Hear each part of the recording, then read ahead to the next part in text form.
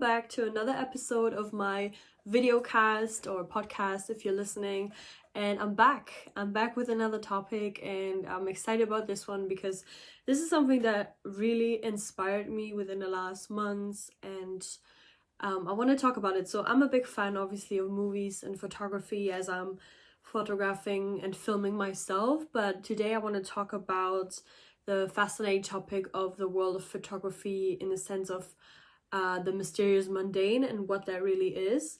And we're gonna explore a bit two photographers that I really enjoy and I really like, and yeah, how this concept is really reshaping the fashion photography scene and also celebrity marketing, because it's a lot of celebrities are using this concept. So let's get started. First off, I want to talk about Juergen Teller. Juergen Teller was born in Erlangen, Bavaria. He's German in 1964, and Teller grew up in the post-war Germany, which is greatly influenced his artistic style. He initially pursued a career in music, but eventually found his passion for photography. And in the mid-80s, he made the bold move to London, where his unorthodox approach for photography found a welcoming audience. And I think if you know anything about Juergen Teller, his photography is rather loved or hate. So it's really people have different opinions about his photography because it's so mundane. It's representing the mysterious mundane and like the everyday, and it's very unedited, unfiltered. And Teller really broke into the scene in the early 90s. Shooting album covers for major musicians like Sinead O'Connor and Nirvana. And yeah, his raw, unfiltered portraits quickly caught the attention of like high fashion, leading multiple collaborations with designers like Marc Jacobs, Vivienne Westwood. And what's really unique about Teller is his commitment to authenticity, and he often catches celebrities in candid and sometimes unflattering moments, which is really the opposite of kind of celebrity marketing and how you want to present your celebrity. And this is why it makes it so special. Obviously, you might have known the commercial with with Natalie Portman in the Hollywood store, just really unfiltered, or Kate Moss. He shot a lot of photos of Kate Moss, or also he shot Maggie Smith for Loewe. I think that was a really iconic cover moment. And his work defies the glamour typically associated with fashion photography, opting for natural light and focusing on like imperfections. And I think it's kind of like this anti-aesthetic that we, especially in Germany, really appreciate and love. And yeah, I think it's something that is really typical also for like Eastern Europe, I would say. And I think for me personally, when I first saw his photography, I was really surprised, and it really evoked something like happy in me, because the way he captures his subject is so funny and comical in a way, where it's like, for example, the model leaning on a yoga mat on the street, or in weird poses, or almost like an aftermath after a party in the bathtub. And I think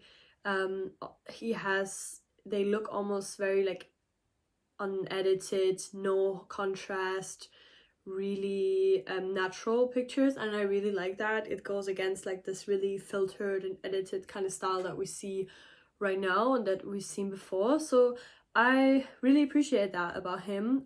So now let's talk about the next person that I want to present here, and that is Jack Bridgland. I've been a huge fan of Jack Bridgland since quite some time, and Bridgland offers like a really distinct kind of comic style vibe. I think you've probably all seen the pictures with Robert Pattinson, and where he's bleach blonde and kind of like photographed in the bathroom, and that was the iconic GQ moment that we all know and love. And yeah, he grew up in England, and he was fascinated by American pop culture from a young age, and started his career in photography in London, capturing musicians and vibrant moments of like event scenes. And I think also his friends that he told in an interview. And then he took a lot of trips to the US, and obviously was inspired, I think, by Los Angeles and New York, especially these cities, because they have to shoot.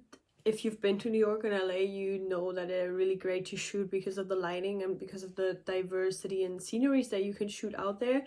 So yeah, that really inspired him. I think he also moved to LA and New York then, and he found his groove in the 2010s, and where he really got big shooting celebrities and hyper stylized compositions that evoke kind of like this pop art effect. And his bright colors and bold contrast create like a dreamy like quality in his images, and you often see him referencing pop culture using playful scenarios, or he's really inspired by the Looney Tunes and the early 90s cartoons. And he also puts it on his Instagram, and I love his Instagram feed, to be honest.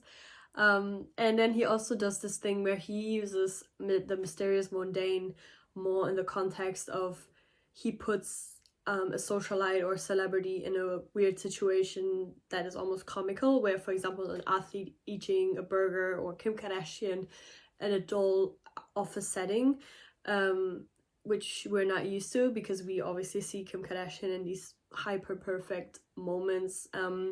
And I think that so the way he shoots is he shoots obviously more in studio than, for example, Juergen Teller, and he does more of this, like, he uses more flash, he uses more high contrast, and he also uses an editing style that is highly edited in comparison to Juergen, but that just expresses that you can use both.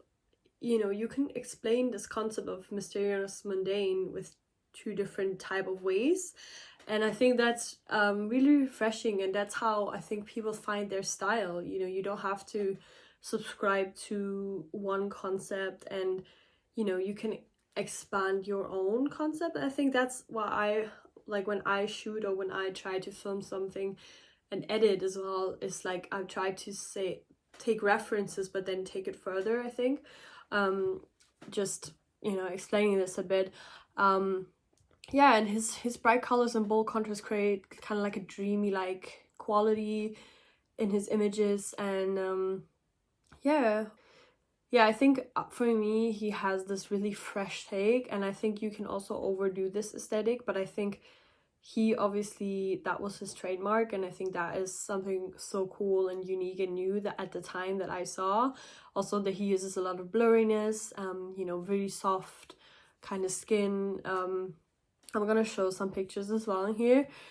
And yeah, both photographers explore the mundane, as I mentioned, but they do it in many different ways. And Teller's work is more grounded in the gritty, real-world aesthetic, drawing viewers into the intimate, often more uncomfortable realities. On the flip side, Bridgland amplifies this surreal creating of images that feel like scenes from a movie almost. Like you look at his pictures and it looks like it could be a cover of the next best Hollywood movie, and it almost reminds me of like these, when I was in LA, these 60s covers of movies and stuff that you see, because they're almost always painted, but they still exist. You can buy them there and they look very similar, and I think that's where he draws also inspiration from, and it's really nice and both really, I think, interesting to look at, and you can look at their pictures more than just 1 second. When you have good photography, it's almost like you stop and you want to look where all the details are, and you want to, you can see by looking at it that there's more behind this concept.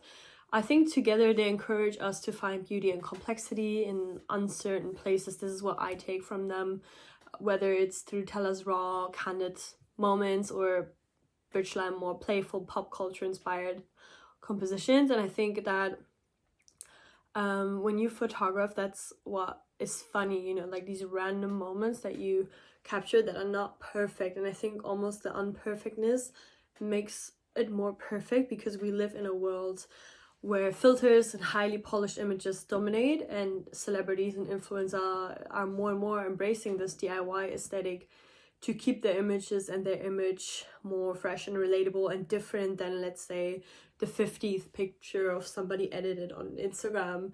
You don't want to see this anymore. You can see this with influencers like Addison Rae or Cindy Kimberly, where, for example, with Cindy Kimberly, she did this Supreme Court shoot where it was kind of like out of her normal aesthetic of, you know, pretty selfies, and it was a bit of a funnier scene that she created. And also the fashion was really preppy and really like dolly. So I think that was a moment for her that was really stood out for me when I saw that, you know, because I've seen her photographed before, but I've never seen her photographed in such a way where it's more than just being pretty. So I think that was refreshing. And also with Addison Rae, for example, she realized that this aesthetic of perfect influencer type of vibe was over, and she went the opposite way with, you know, if you've seen the sorry, if you've seen the music video of Aquamarine, you can see that she is trying to carve out a unique aesthetic and is doing it differently. Also with Diet Pepsi, obviously she's really inspired by Lana Del Rey, and you can see that. But I think this is two examples of how celebrities also try to move into that direction of more relatable and more how you say, the mysterious mundane concept, you know, of like everyday things that can be meaningful and mysterious. Sorry, I need some water.